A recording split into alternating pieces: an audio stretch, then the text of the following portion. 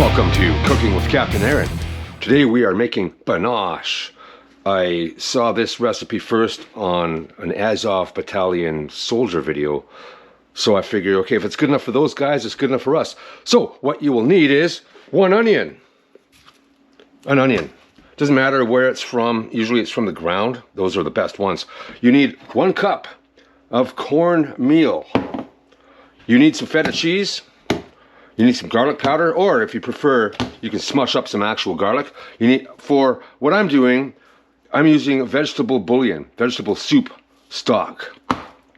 And you're gonna need some butter, not that much, we're just gonna use a little bit of it, and a 1/4 cup of olive oil. So, on over here, you're also going to need 2 cups of water,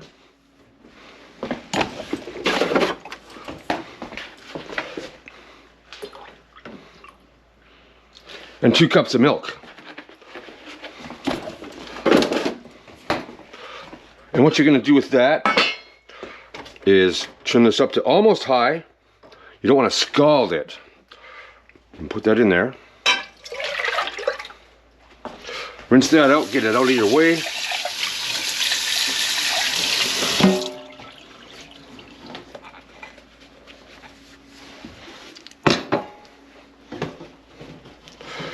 And turn your main pan on, your cast iron or whatever you're using, to halfway. Because you're using olive oil, you don't want to get it too hot. So no more than halfway is great. And what you're going to do is take your 1/4 cup of olive oil and you're going to oil your pan like such, thusly. So we can let that heat up and get the temperature. And in your milk water mix, you're going to put a healthy amount of butter in there. And yeah, butter is healthy. Get that in there. And get that out of the way. I have limited space to work with, so... And you're also going to take a little bit of this vegetable stock, get it right in there. You know, maybe half a teaspoon, or just enough for some flavor. Flavor. And you're going to wait for that to boil. Not over, but just when it gets to boiling, so keep an eye on that. And get that grease all the way around the pan. Grease. Yeah, don't use that canola oil. That stuff's just death. That stuff will hurt you. That stuff's nasty. So we got the garlic powder right here. Let's pre-saturate our oil with garlic powder. Like such. There's no such thing as too much. At least around here there isn't.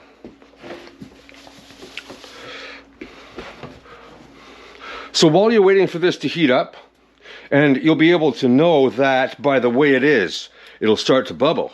That means it's boiling. And what we're going to do at that point is put this in nice and slow, the cornmeal, and we're going to stir it in with something that's suitable for that pot. That would be that guy right there, right here. This is good for stirring. So the trick is, when you're adding this to your boiling base, you want to keep stirring it. You don't want to stop until it's all the way in there. So in the meantime, while that's all heating up, we're going to take our onion, chop off some gross parts of it. Ugh, get out of here. Do you cry when you cut onions? Well, stop it.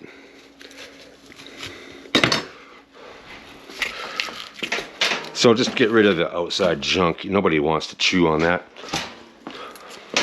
Aaron, my onion has got some outside junk on it, so chew it. Yeah, nobody likes this inside stuff either. Let's get that out of there.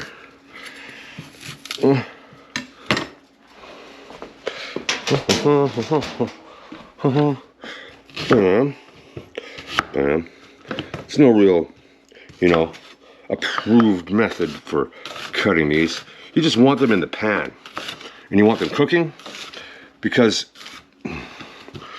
you'll want them in your mouth afterwards when everything is all cooked. Yes, like such, thusly.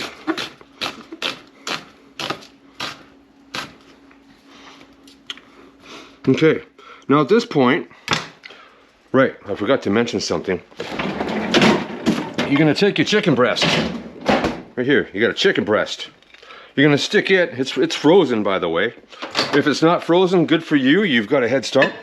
But what I'm gonna do is the man thing and put it in on high for 2 minutes.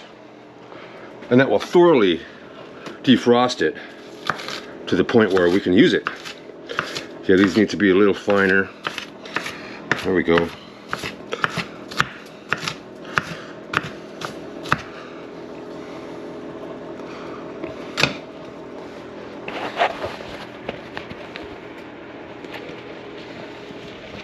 Is it bubbling yet?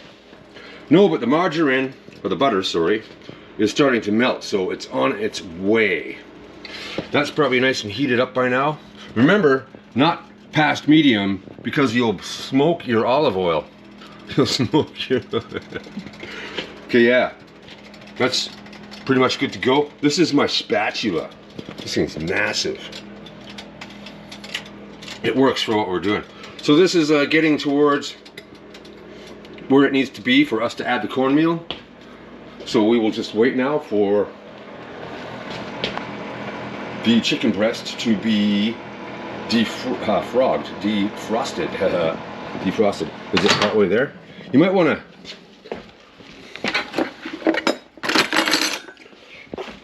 give it a flip partway through so it doesn't overcook on the one side.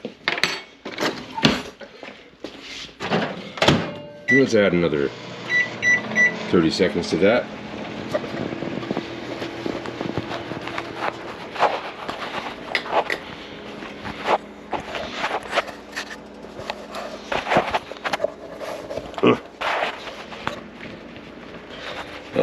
Cut. Okay. Uncut. So we can really see that is about to boil. Give it a little spin here. You don't want it all the way on hot because you'll scald the milk and it'll crust up on the bottom. But it's getting really nice and warm here right now. So I believe it's ready to almost add the cornmeal. Remember, when you're adding this, add it slowly. Like trickle it in and stir the whole time. Otherwise it'll clump up and stick to the bottom and get all weird on you. Almost too high at medium. Okay, that's ready for the chicken breast and the onion.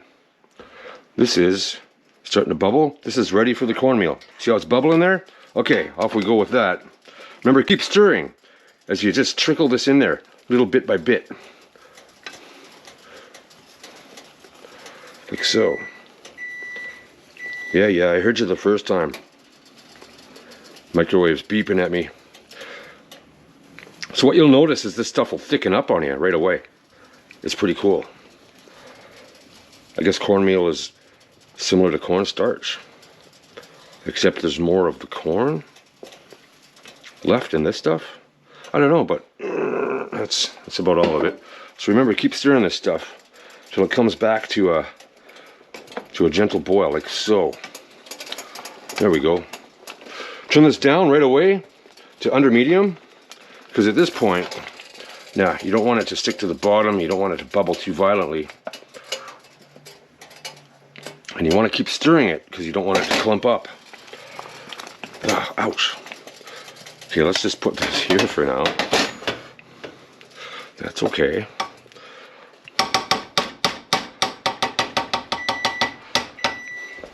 We'll come back to that. For now,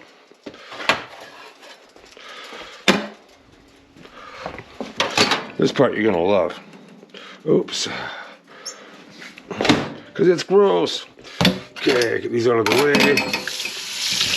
Run some cold water, or whatever temperature water you want, over your chicken breast, which should be partially cooked and partially defrosted, or whatever. Get all that gross stuff off of your plate.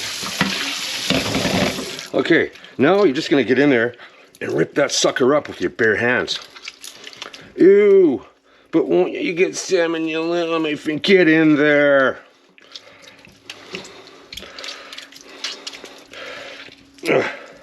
You know, this chunk of meat here used to be inside of a living bird, and somebody ripped it out of it, so it's already ripped out of something. Don't worry about it. There's water right there. You can wash your hands after. Or wear gloves if you want. You can wear rubber gloves, whatever. So you're going to get all your chicken chunks into a nice little manageable pile. And what I like to do to get rid of the excess salt water that I like to pump up modern chickens with is make a snowball out of it. Squeeze that salt water out of there. And then turn the water on with my elbow. Get one hand kind of clean. There we go. We'll take care of the rest after. I'm going to get my splash protector over here because we want to protect ourselves from the inevitable raging oil spatter.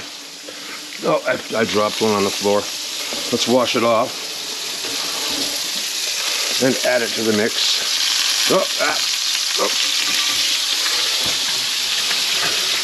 And then wash my hands really good.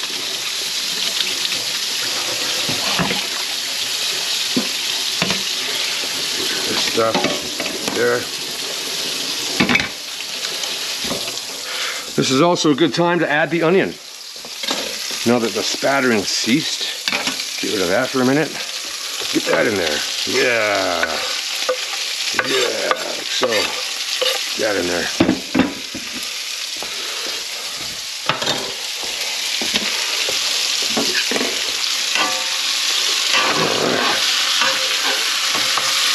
There we go with that. Put it down a little bit more even.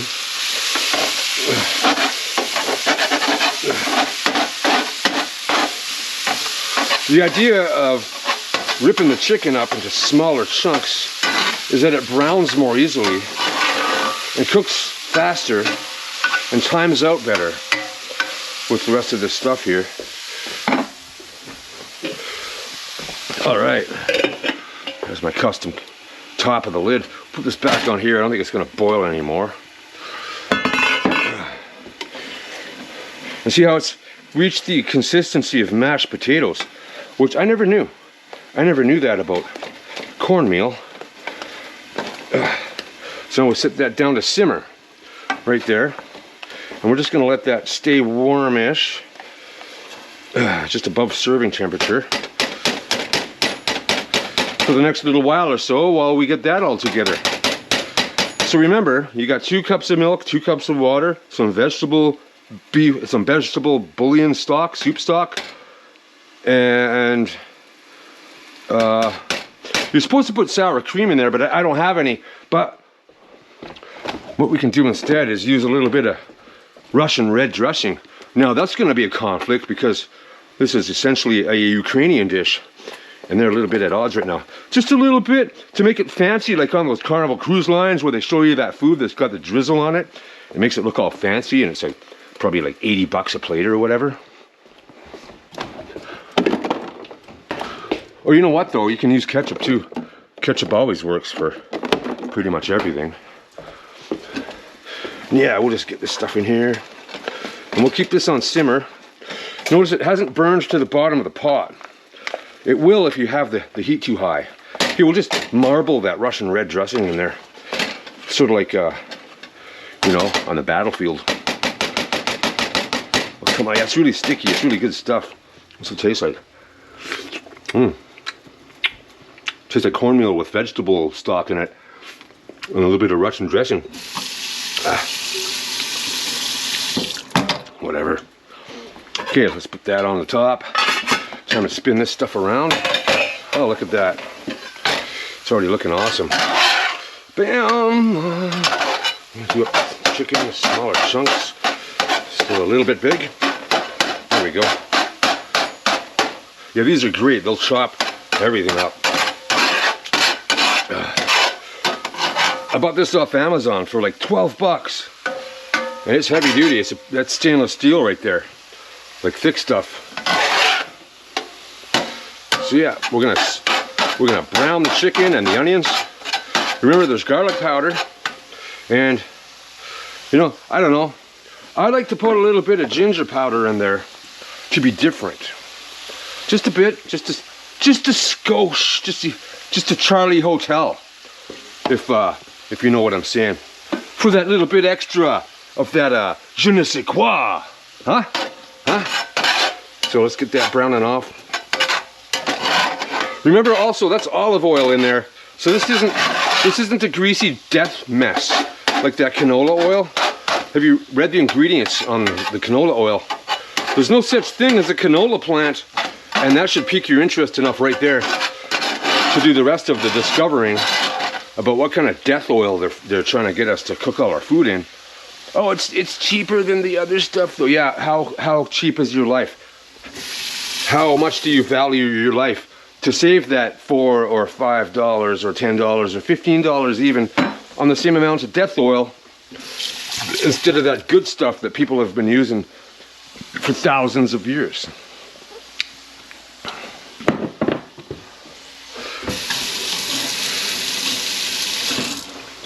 So somebody told me something interesting about these knives. If there's one dude, they're pretty good. If there's two dudes, they're really good.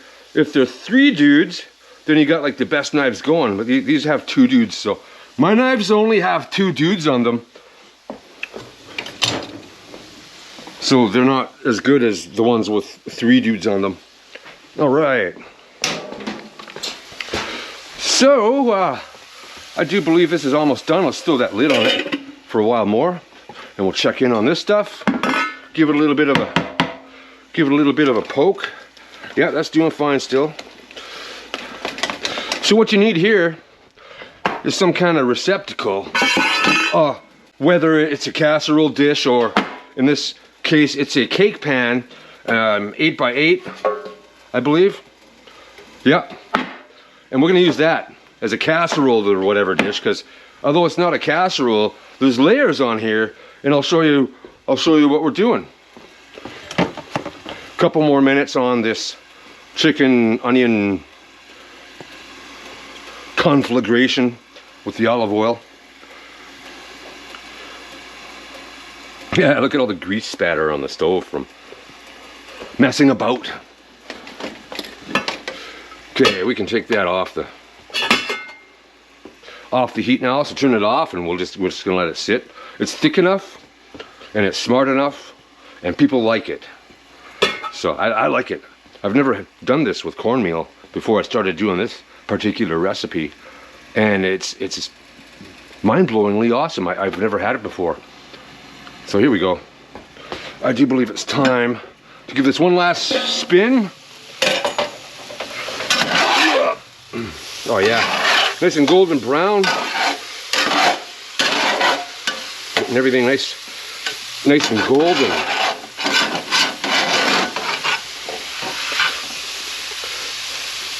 Yeah, it's browning really nice. These little, when you make smaller chunks of chicken, it's safer. You don't have this raw chunk in the middle that's still half cold by the time the outside of your chicken piece is seared brown and looks all done. You got that pink strip in the middle. You don't know, where's this chicken been? So yeah, get it into little tiny pieces, and then you're guaranteed uniform heat distribution throughout the entire mass of what was once a big solid piece of chicken breast. But that's all I know. That's almost ready actually. It's gonna start losing oil capacitise here pretty soon if I don't put a halt to its conflagration on the stove here. Oh, that cast iron is great because you can turn it off at this point and it's still gonna stay pretty hot. So we will let that do its thing, and we will create our base for our Banosh by dumping the contents of the cornmeal pot into the casserole and or cake dish, like so. Come on now.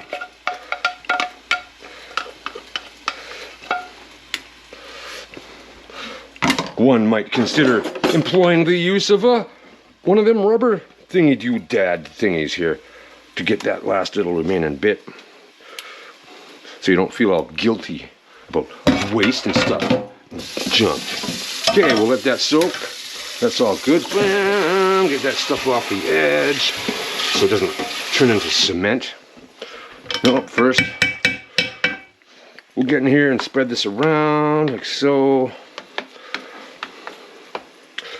Nice little base. It looks like mashed potatoes, don't it? But it doesn't taste like mashed potatoes. Ugh.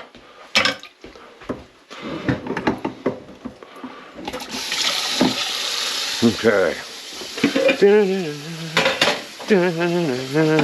Now what's this doing here? Here we go. Oh yeah, that's ready to go. So be careful, this is going to be hot sometimes, right?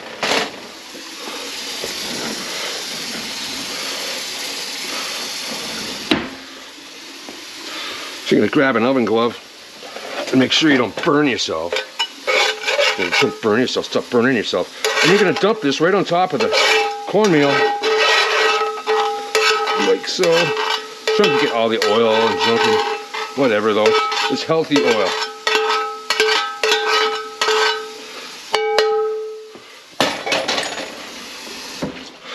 And all right.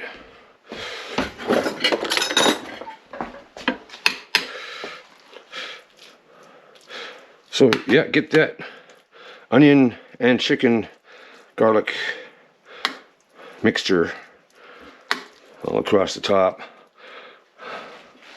Okay, now let's get over here. I get some feta cheese. You get right in there, bust some up, get that over the top. Like so. A bit of feta cheese. Oh yeah, that's the stuff. This is really gonna make it pop. Oops. I dropped a piece.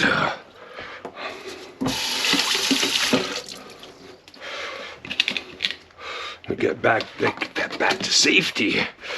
And what I like to do is plain old ketchup right here. This is where the fancy stuff happens, right here. Bam, bam. Just a hint. And right there,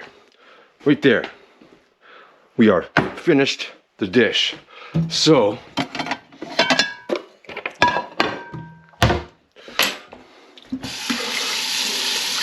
let's get our stirring spatula all cleaned up, because we're going to use it as a serving spatula now. Woohoo! I don't know. Anybody know anything about these plates? And check this out. Oh. Oops. Okay, well anyway, you get the idea. There we go.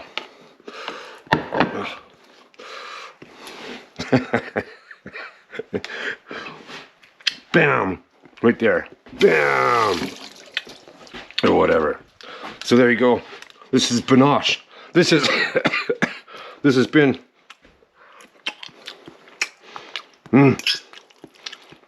it's really good. This has been Cooking with Captain Aaron. Thanks for watching. Yeah, you gotta try this.